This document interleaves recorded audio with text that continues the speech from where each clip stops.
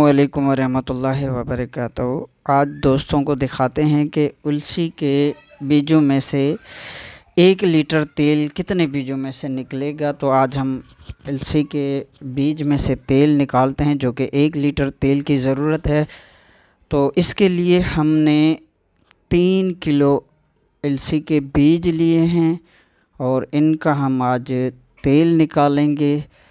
तो अंदाज़ा यही है कि 1 लीटर तेल इसमें बरामद होगा। ये हम जो बीज उलसी के बीज का तेल निकाल रहे हैं, वहाँ इसकी ये खल निकल रही है।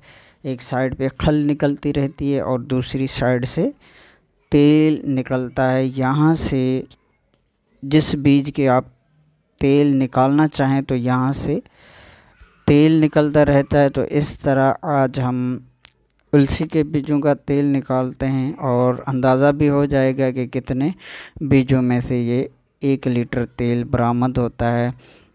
ये खल है, यहाँ से खल निकलती है। इसको 2 मरतबा निकाला जाता है ताकि इसमें बचा कुचा तेल जो है वो भी निकल आए। तो इस तरह ये तेल निकाला जाता है।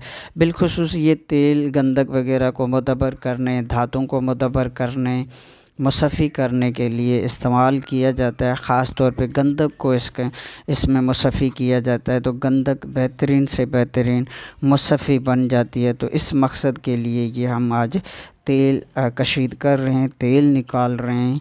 तो 1 लीटर हमें तेल की ज़रूरत है। तो हमने 3 किलो उलसी के बीज लिए हैं और इसमें से आज हम पहली मर्तबा तेल निकाल कर देख रहे हैं कि कितना तेल इसमें बरामद होगा।